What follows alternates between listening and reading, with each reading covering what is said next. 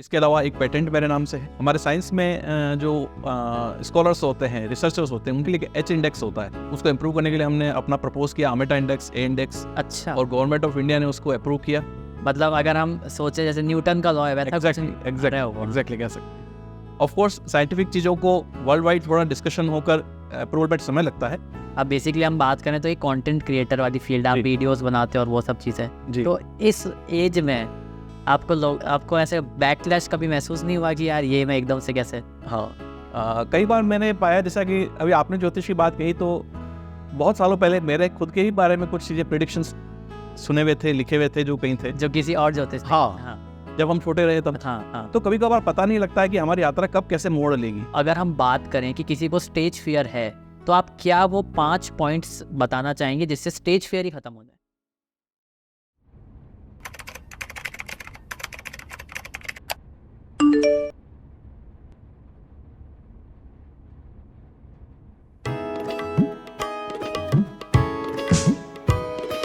हौसलों में पंख लगा आसमां उड़ जाने की ख्वाहिशें है आँखों में, देश भर छा जाने की उम्मीद है।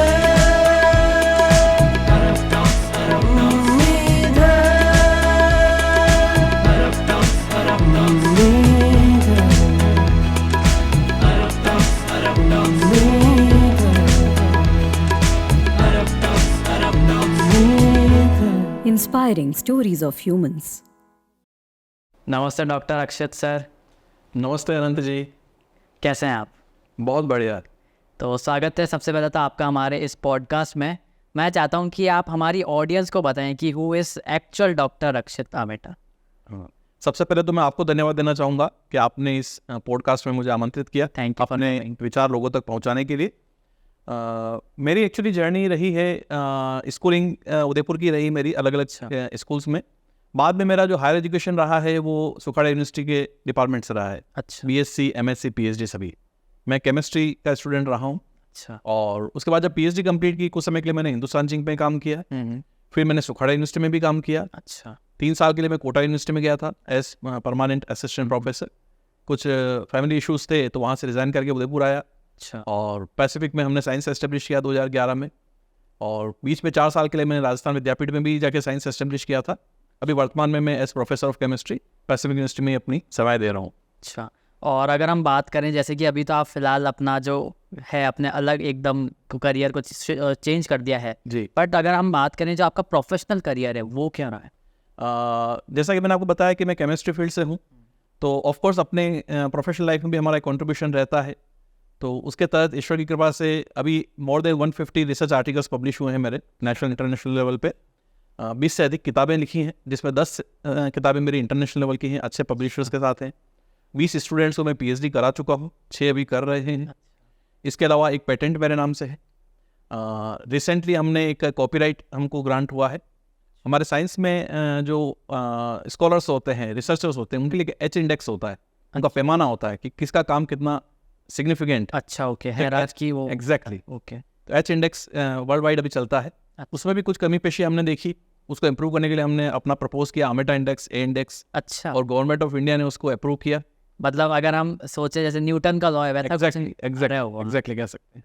ऑफ कोर्स साइंटिफिक चीज़ों को वर्ल्ड वाइड थोड़ा डिस्कशन होकर अप्रूवल पर समय लगता है, लेकिन ये एक डेवलपमेंट का प्रोसेस है। साथ ही कुछ जो अच्छी अचीवमेंट मुझे लगा कि लाइफ में कर पाया अपने प्रोफेशनल करियर में। हमारी सबसे पुरानी संस्था है इंडियन केमिकल सोसाइटी, कोलकाता में उसका हेडक्वार्टर है।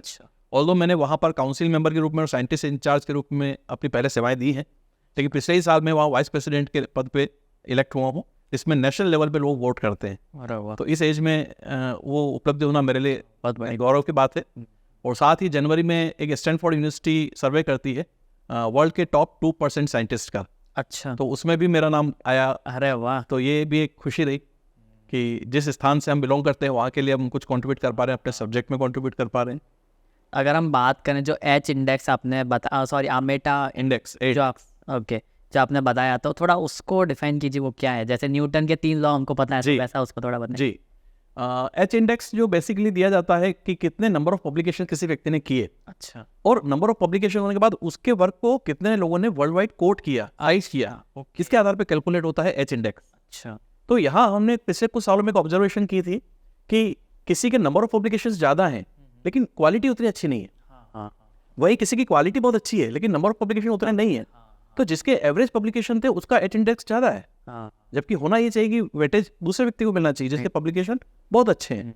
तो यहाँ एक हमने क्राइटेरिया उन कमियों को ढूंढ के निकाला और उसको इम्प्रूव करने के लिए कुछ फॉर्मूले बना कर दिए। तो कॉपीराइट ग्रांट हुआ है, ऑफकोर्स अब नियर फ्यूचर में उसका पब्लिकेशन करेंगे ताकि साइंटिस्ट जो कम्युनिटी है उसके बीच में डिस्कशन के लिए आए। लेट अस सी किस तरह का रहता है डेवलपमेंट। तो ये तो आपने अपनी प्रोफेशनल लाइफ बता दी, पर अभी हमने जैसा देखा है कि आपने एकदम ही शिफ्ट ले लिया है, आप एकदम ही दूसरी फील्ड में चले गए हो। तो आप इस फील्ड में कैसा है? एक्चुअली इसकी यात्रा भी अभी कुछ सालों की नहीं है। केमिस्ट्री के अलावा मेरी रुचि रही है कुछ और सब्जेक्ट्स में। लगभग 20 साल से अधिक हुए मैं थोड़ा सा ज्योतिष वास्तु में रुचि रखता था।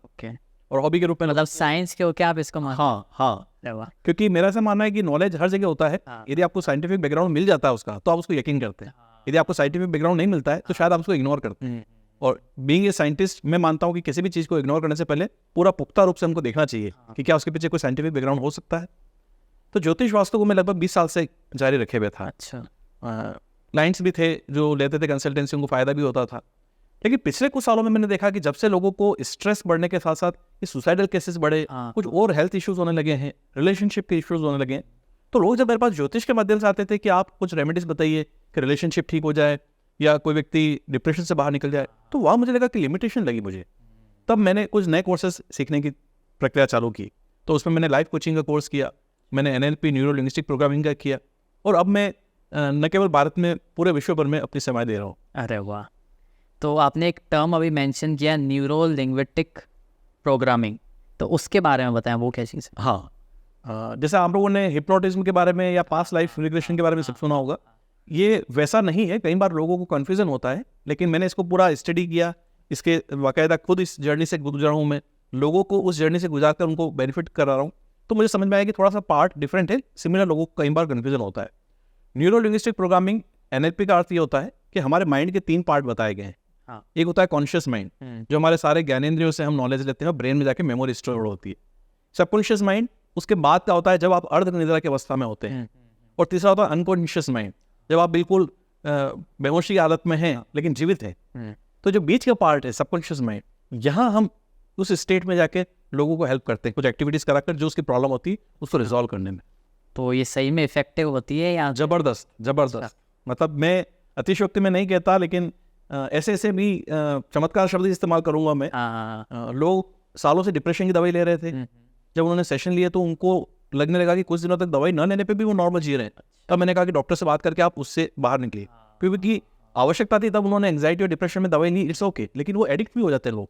हर 24 घंटे में उनको दवाई लेने की जरूरत है, डॉक्टर भी जानते हैं, लेकिन बंद कैसे करें, क्योंकि वो रिएक्ट करती बॉडी। इसी तरह से रिलेशनशिप की प्रॉब्लम, लोगों को पुरानी घटनाएं जो है पास्ट की इतनी पेनफुल मेमोरी साथ में लेके लोग जी रहे हैं कि अंदर इमोशंस उनके टूटे हुए हैं, तो रिलेशन डेवलप नहीं हो पाते, लोग स्टक हो जाते हैं लाइफ में। घटना घटी 10 साल पहले, वही व्यक्ति अटक गया है, उम्र बढ़ रही है, समय बढ़ रहा है, लेकिन वो इमोशन में वहीं अटका हुआ है।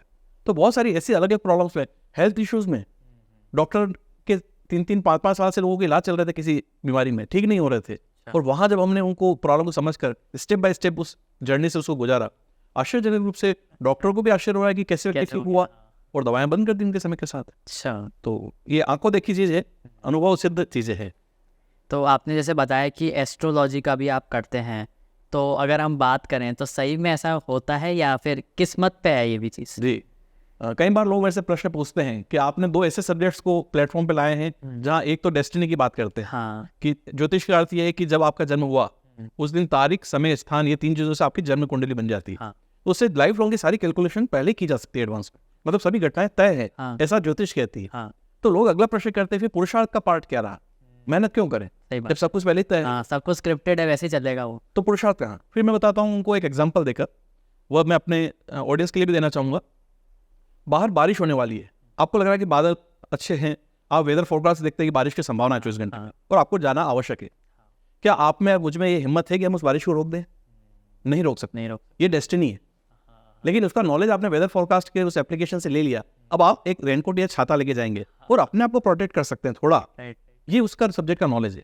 तो ज्योतिष का भी मैंने ये समझ में आया कि ऑफकोर्स कुछ चीज़ें यदि डेस्टिनी के हिसाब से तय है तो इट्स ओके, अपने स्थान पर है वो, लेकिन उसको पाने के लिए तो मेहनत करनी पड़ेगी आपको। शेर भी तो जंगल का राजा है, लेकिन उसके बैठे बैठे तो कोई भोजन उसको भी नहीं मिलता है, उसको भी प्रयास करना पड़ता है। तो एक नॉलेज है, आप कहीं यात्रा करते हैं तो आप एक गूगल मैप की सहायता लेते हैं, नहीं लेंगे तो गलत रास्ते पे जाके फिर लौट के आएंगे, यात्रा अवश्य करेंगे। तो यहाँ भी एक नॉलेज लेने की बात है, एक गाइडेंस लीजिए, लेकिन एक प्रॉपर माइंडसेट के साथ आप उस जर्नी को करें।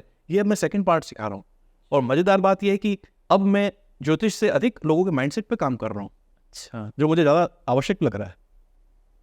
तो जैसा कि आपने सोचा कि आप इस फील्ड में आए, अब बेसिकली हम बात करें तो ये कंटेंट क्रिएटर वाली फील्ड, आप जी। वीडियोस बनाते हो और वो सब चीज़ें। जी। तो इस एज में आपको ऐसे बैकलैश कभी महसूस नहीं हुआ कि यार ये मैं एकदम से कैसे? हाँ, कई बार मैंने पाया, जैसा कि अभी आपने ज्योतिष की बात कही, तो बहुत सालों पहले मेरे खुद के ही बारे में कुछ चीज़ें प्रिडिक्शंस सुने हुए थे, लिखे हुए थे जो कहीं थे, जो किसी और ज्योतिष ने- हाँ। हाँ जब हम छोटे रहे तब। हाँ हाँ तो कभी कभार पता नहीं लगता है कि हमारी यात्रा कब कैसे मोड़ लेगी। आपने भी कई लोगों की जीवनी सुनी होगी जो बिल्कुल ही अपने फील्ड से अलग फील्ड में चले जाते हैं। हाँ बिल्कुल। तो पिछले कुछ समय पहले ऐसी कुछ घटनाएं घटी जहां मुझे लगा कि जो मैंने नॉलेज सीखा उससे मैंने जब लोगों को हेल्प की तो मुझे ज़बरदस्त परिणाम मिले। मतलब एक एग्जांपल मैं आपसे शेयर करना चाहूँगा। एक लड़का जो हमारा रिलेटिव भी कह सकते हैं, पास में कहीं रहता था, वो उसके पेरेंट्स की अनुपस्थिति में एक बार कहीं जा रहा था, तो मैंने घर से जैसे ही बाहर से गुजरने लगा कि मुझे लगा कुछ गड़बड़ है, मैंने उसको रोका, उसकी गाड़ी की चाबी मैंने बंद कर दी, क्योंकि उसका चेहरा मैंने फेस रीड किया, मुझे लगा कुछ डाउटफुल है। अच्छा उसको मैं लेकर अपने घर में आया, आधा एक घंटा बैठ कर मैंने उसको काउंसलिंग की, जो अपने तरीके से मैं करता हूँ फ्रेंडली मैनर में। वो रिलैक्स हो गया, अच्छा और अगले दिन जब वो उसको घर भेज दिया, अगले दिन मॉर्निंग में जब वो आया, उसका पहला वाक्य मुझे हिला देने वाला था कि ठीक रहा भैया कि मैं आज आपसे मिल लिया, मतलब कल हाँ हाँ मैं सुसाइड करने जा रहा था। ओ तो मैंने पता नहीं, उससे चेहरे के एक्सप्रेशन पढ़ के लगा था कि कुछ गड़बड़ है, ये गलत कुछ करने जा रहा है। उस समय उसने शेयर नहीं किया, लेकिन जैसे उसके कुछ रिजॉल्व हुई इश्यूज, वो वापस लौट आया। अच्छा और अभी मैं यही चीज़ लोगों के साथ ट्रायल करके देख रहा हूँ। लोगों को इंटरनल बहुत सारी प्रॉब्लम्स होती हैं, लेकिन लोग शेयर नहीं करते, और रातों रात कोई घटना एकदम से घटित नहीं होती, महीनों का डेवलपमेंट होता है। और मैंने ये पाया है कि उस व्यक्ति की डेस्टिनी होती है, ईश्वर की इच्छा से हमारा मिलना होता है, और जैसे उनको अपन उस स्टेज पे पकड़ते हैं और वापस पीछे खींच आते हैं, वो लाइफ में लौट आता है। तो इसलिए मुझे लगा कि इस चीज़ को मुझे कंट्रीब्यूट करना है, तो मैं इस चीज़ को एंजॉय कर रहा हूँ।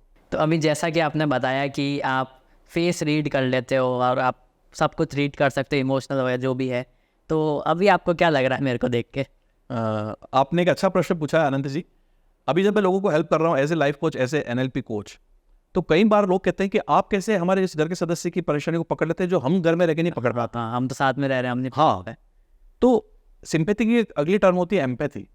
एम्पैथी का मतलब ये होता है कि आप उस व्यक्ति के अंदर उतर के दिमाग में उसकी परेशानी को पढ़िए, अच्छा तब आप उसके पेन को महसूस कर सकते हैं कि वो क्या कर रहा है।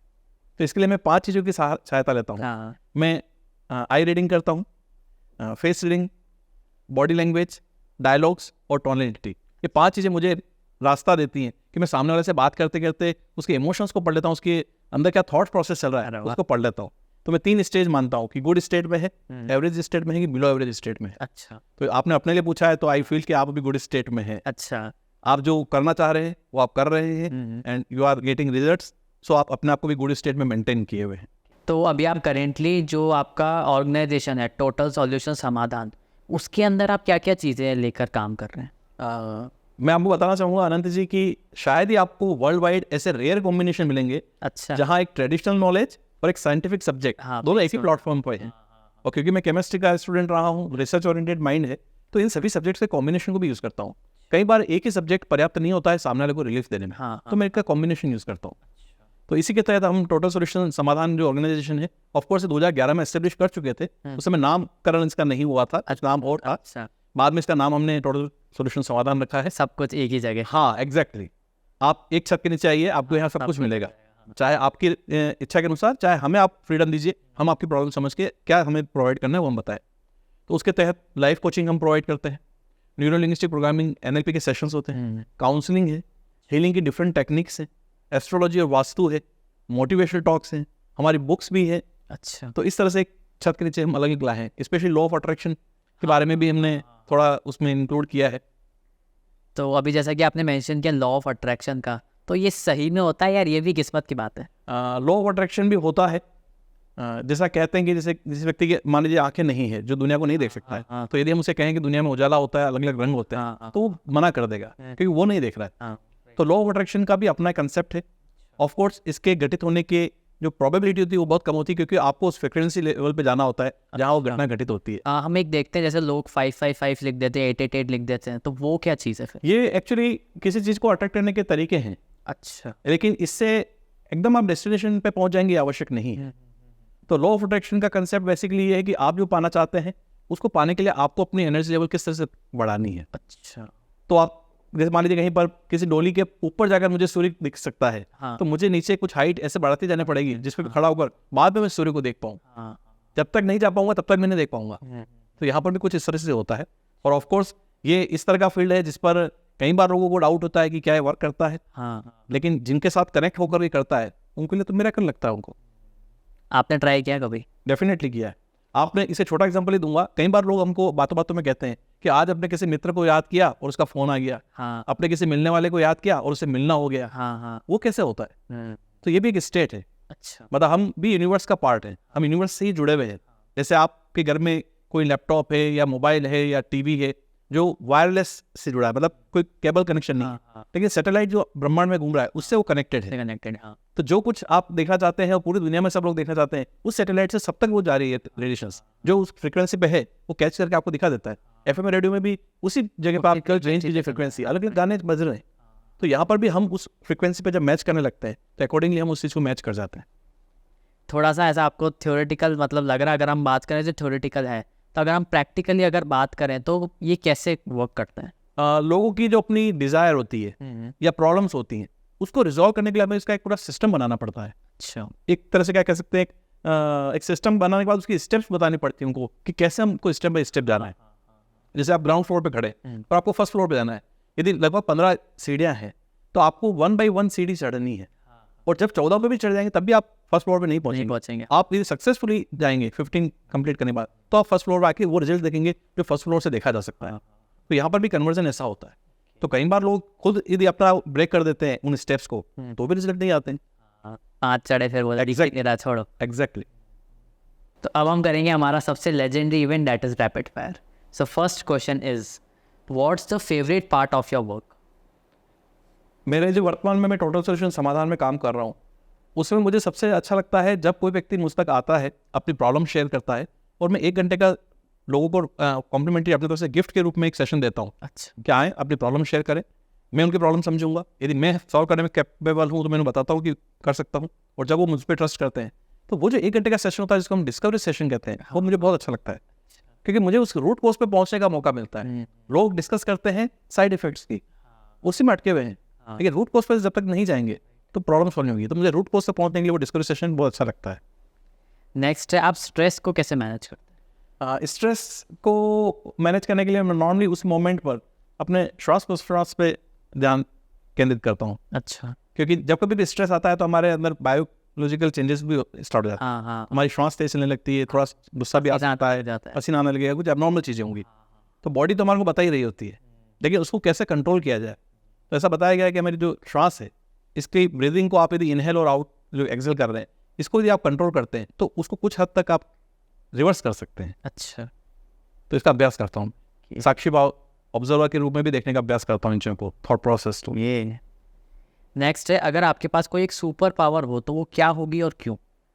सुपर पावर हुई तो देखिए वैसे तो ईश्वर सर्वोपरि है, लेकिन ईश्वर के ही हम अंश है। तो मैं मानता हूँ यदि ऐसी कोई सुपर पावर आ जाए हाँ, तो लोगों को अभी भी अपने सब्जेक्ट से मैं हेल्प कर पा रहा हूँ, लेकिन कई बार ये लगता है कि शायद कुछ लिमिटेशंस होती हैं, या तो सामने वाला तैयार नहीं हो रहा होता है, हाँ, ट्रस्ट गेन नहीं कर पा रहा है, या अपनी कुछ लिमिटेशंस होती हैं।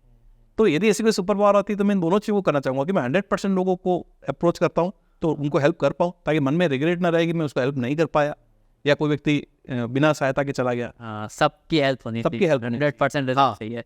कोई खाली हाथ ना लौटे। हाँ, नेक्स्ट है, हमने अभी तक लगभग 50 से ज़्यादा एपिसोड प्रोड्यूस कर दिए हैं, तो आपको सबसे बेस्ट कौन सा लगा और क्यों?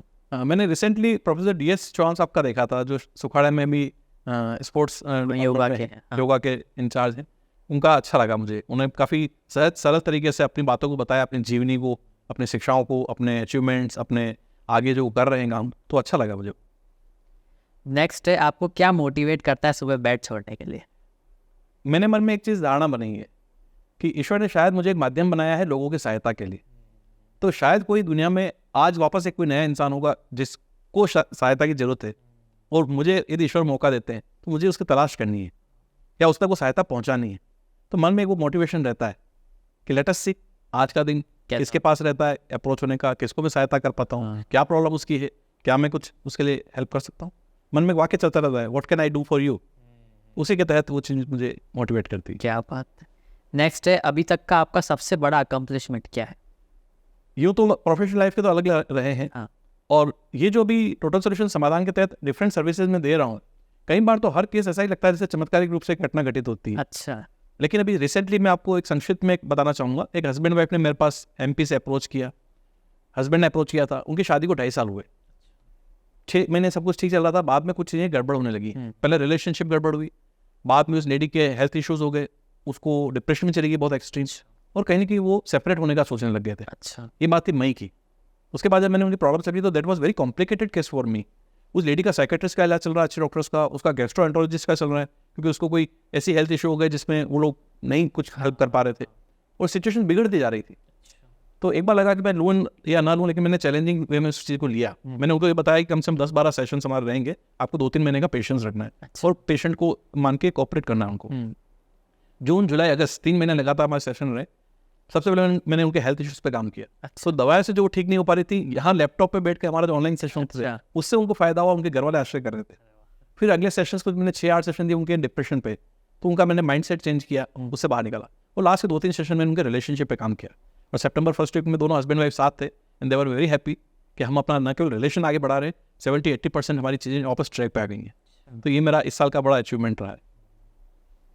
नेक्स्ट है, name a person you consider to be a hero and why. एक हीरो के रूप में मैं अपने पिताजी को ही देखता हूँ, डॉक्टर सुरेश रामेटा को। वो न केवल मेरे पिता हैं बल्कि मेरे टीचर भी रहे हैं, रिसर्च भी उन्हीं के मैंने उसमें सुपरविजन में सीखी है, और मैं उनको एक रोल मॉडल के रूप में भी देखता हूँ कि अपने एथिक्स, अपने सिद्धांतों को किस तरह से बनाए रखकर आप जीवन जी सकते हैं, वो उसमें मेरे को बहुत खरे उतरते दिखते हैं। कई लोगों को मैंने अचीवमेंट के साथ देखा, लेकिन जब पर्सनली देखा तो मैंने उनमें वो खूबियाँ नहीं पाई। लेकिन मेरे फादर के अंदर मैंने बहुत सारी चीज़ें ऐसी पाई है जो बहुत एक्सेप्शनल मुझे लगती हैं। तो मुझे लगता है कि मुझे भी उनके जैसा बनना है, एटलीस्ट कुछ हद तक कर पाए वैसा कुछ, एक इंसान के रूप में। प्रोफेशनल करियर अलग बात है। हाँ। नेक्स्ट है, हमारा सबसे लेजेंडरी क्वेश्चन है, you have a dinner party with any 4 people around the world, who will you invite and why? और जीवित होने चाहिए। अच्छा, 4 लोगों को वैसे तो ढूंढना बड़ा मुश्किल है, लेकिन सबसे पहले तो हमारे आध्यात्मिक गुरु हैं श्री गुरुमाई जी, जिनसे कभी कभार दर्शन हमने किए हैं, लेकिन उनके साथ यदि इस तरह से भोजन का मिलता है तो मेरा सौभाग्य होगा वो। दूसरा, भारत का जिस तरह से भी ग्लोबल लेवल पे नाम लाने में पिछले 8-10 सालों में हमारे माननीय प्रधानमंत्री जी मोदी जी का एक रोल रहा है, उनके प्रति मेरा एक अलग सम्मान है। तो कभी वो समय निकाल सके हमारे लिए तो ये सौभाग्य की बात होगी। ऑफकोर्स मैंने एक पुस्तक भी लिखी है जिसका अनावरण मैं उनसे करवाना चाहता हूँ। अच्छा। वो भी देखते हैं भविष्य में किस तरह से पूरा होगा। दूसरे वो रहेंगे। तीसरा, मैंने देखा है कि बिजनेस विथ एथिक्स, अच्छा, ऐसे जब कहा जाता है तो कुछ नाम छट के आते हैं। हाँ। तो उसमें मैंने रतन टाटा का नाम सुना है। ऑफकोर्स बहुत ज़्यादा उनके बारे में मैंने स्टडी नहीं की है, लेकिन वो भी एक मेरे लिए आइडियल है कि कोई व्यक्ति इतना सादगी से रह सकता है, इस तरह से बिजनेस में सफल हो सकता है। तो वो मेरे तीसरे व्यक्ति हैं। चौथा, इंडिया में भी बहुत सारे हैं, लेकिन जिन लोगों ने, मैंने सभी का जो निचोड़ सुना, मोटिवेशनल स्पीकर से, अलग अलग कोर्सेज से जो कर रहे हैं, कहीं ना कहीं एंथोनी रॉबिन्स, जिनका नाम पॉपुलर नेम टोनी रॉबिन्स है, उनके बारे में मैंने सुना। तो उनको भी मैंने कुछ पढ़ा है, कुछ वीडियोस देखे हैं। तो उन व्यक्ति में मुझे एक प्रोफेशनल टच के साथ साथ एक अलग तरह का इमोशन वाला एक टच लगा जो वो लोगों के साथ कनेक्ट करते हैं। तो वो भी एक है कि कभी मौका मिलता है तो उनके साथ भी देखेंगे। तो ये 4 लोग रहे। तो वापस coming back to the podcast, तो जैसा कि आपने शुरू में बताया कि आप मोटिवेशनल स्पीचेस भी देने जाते हैं जी। तो अगर हम बात करें कि किसी को स्टेज फियर है तो आप क्या वो 5 पॉइंट्स बताना चाहेंगे जिससे स्टेज फियर ही खत्म हो जाए? ठीक बात। सबसे पहला तो ये कि कोई भी व्यक्ति जन्मजात अच्छा स्पीकर बन के पैदा नहीं होता है। हाँ, तो ये एक कला है जो हर व्यक्ति सीख सकता है। हाँ। तो पहले मन में ये बैठा लें कि भाई आप जिस भी लेवल पर हैं आप उसको डेवलप कर सकते हैं, स्किल को गेन कर सकते हैं। तो सीखने की आपकी पहली इच्छा होनी चाहिए। दूसरा, आपको कभी ये केयर नहीं करनी कि ऑडियंस किस तरह की है, ऑडियंस मेरे बारे में क्या सोच रही है। उनको जो सोचना है सोचने दीजिए, आपके पास जो कुछ है आप डिलीवर कीजिए। ये दूसरा।